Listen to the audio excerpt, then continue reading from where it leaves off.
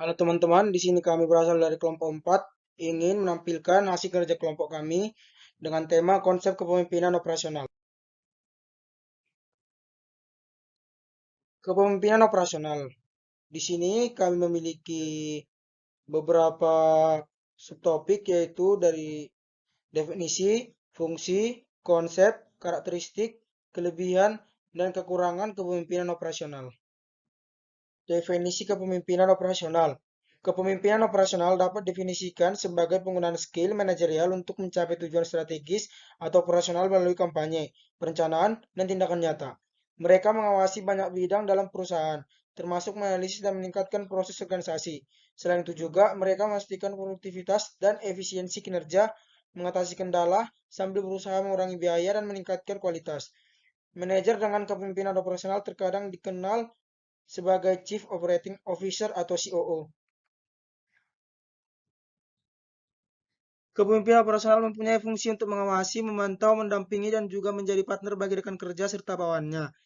Secara operasional terdapat setidaknya 4 fungsi pokok dari kepemimpinan sebagai berikut. Satu, fungsi konsultasi. Bersifat komunikasi dua arah, meskipun pelaksanaannya sangat tergantung pada tahap pertama dalam usaha menetapkan keputusan. Dua, fungsi instruksi. Merupakan pencatatan yang terdapat di jurnal umum, bukan hanya sebatas dokumen transaksi dalam bagus suatu perusahaan, tetapi juga harus memiliki sifat instruksi. Tiga, fungsi partisipasi merupakan fungsi yang melibatkan semua partisipasinya mau terlibat atau berpartisipasi. Yang keempat, fungsi delegasi. Fungsi delegasi bertujuan untuk memberikan tugas, wewenang, dan tanggung jawab kepada karyawan atau orang lain secara seimbang. Memberikan kesempatan orang lain untuk proses perkembangan diri. Konsep penyusunan dan simulasi skenario kepemimpinan operasional. Kepemimpinan operasional memang tidak sepopuler gaya kepemimpinan lain. Bahkan jika berbicara soal operasional, maka kebanyakan dari kita akan berpikir bahwa ini mengenai salah satu peran atau seorang tugas pemimpin baik dalam sebuah perusahaan ataupun organisasi lainnya. Seperti misalnya yang dikatakan oleh Stoddard atau Sugiono tahun 2006, mengenai peran yang harus dilakukan oleh pemimpin, yakni satu, mengintegrasi, yaitu pemimpin perlu menyusun dan melakukan tindakan-tindakan yang bertujuan agar terjadi pengembangan. Dua, komunikasi. Seorang pemimpin perlu mempunyai komunikasi yang baik sehingga hal ini tercipta sebuah rasa kepedulian saling mengerti. Tiga, fraternization, yakni tindakan yang bertujuan agar pemimpin menjadi bagian dari kelompok, baik itu dalam kelompok organisasi ataupun pada kelompok dalam skala yang lebih besar lagi. Yang keempat, evaluasi. Seorang pemimpin tentunya perlu mengevaluasi hal apa saja yang terjadi dalam perusahaan atau organisasi yang dipimpinnya, termasuk kerja dari setiap anggotanya. Karakteristik kepemimpinan operasional. Seorang pemimpin operasional adalah sosok yang melihat bagaimana unsur-unsur individu dari suatu organisasi bersatu dan bekerja untuk menciptakan hasil yang besar. Secara umum, mengutip BIS Jurnal, pemimpin operasional memiliki tiga karakteristik, yaitu satu, pencipta stabilitas dalam organisasi. Manajer operasional memiliki keahlian dan kemampuan untuk menciptakan infrastruktur yang berfungsi untuk memenuhi kebutuhan semua orang dalam suatu organisasi. Dua, pencipta sistem untuk membuat pekerjaan lebih lancar. Mereka memiliki sistem untuk setiap masalah. Pemimpin operasional mempunyai proses dan mereka hebat dalam membuat kebijakan, pedoman, dan instruksi untuk memastikan bahwa segala sesuatu terjadi dengan cara yang benar. Tiga, pusat koordinasi semua kegiatan. Setiap anggota tim akan beralih kepada pemimpin untuk bertanya, berdiskusi, dan menyampaikan keluh kesah.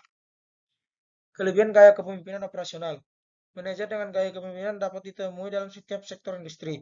Pasalnya, manajer operasional secara umum adalah orang yang bertanggung jawab untuk mengelola seluruh kegiatan operasional harian yang mungkin mencakup bagian dari produksi barang dan jasa. Tanggung jawab mereka yang lain termasuk pemantauan, perencanaan, kontrol, peningkatan kerja, dan strategi operasi. Manajer di bidang fungsional lain dalam organisasi dan perannya berdampak pada operasi. Bidang-bidang tersebut meliputi pemasaran, keuangan, akuntansi, HRD, dan teknik. Kekurangan gaya kepemimpinan operasional. Kepemimpinan operasional atau COD ditempatkan dalam organisasi yang berskala kecil. Misalnya, startup. Perusahaan kecil sering menemukan keberadaan kepemimpinan operasional yang malah menciptakan dua jalur komunikasi yang ambigu dan membingungkan. Terlebih jika di dalamnya juga terdapat CEO sebagai posisi eksekutif tertinggi dalam perusahaan. Karyawan justru merasa kebingungan atau untuk memilih kemana mereka harus bertanya atau mendiskusikan masalah tertentu. Pasalnya, CEO dalam permasalahan perusahaan kecil juga terlibat dalam keseluruhan operasional bisnis harian. Kesimpulannya, dalam menentukan konsep dasar penyusunan dan simulasi skenario kepemimpinan adalah hal yang sangat penting dalam kepemimpinan sebuah organisasi, di mana suatu kesuksesan atau suatu instansi berawal dari konsep dan skenario yang tertera rapi sehingga setiap anggota mengerti dalam dan paham apa yang sedang dan akan mereka lakukan ke depannya. Begitu penting dan strategisnya keberadaan pemimpin. Sekian hasil dari kelompok kami. Jika ada salah kata, mohon dimaafkan. Atas perhatiannya saya ucapkan terima kasih.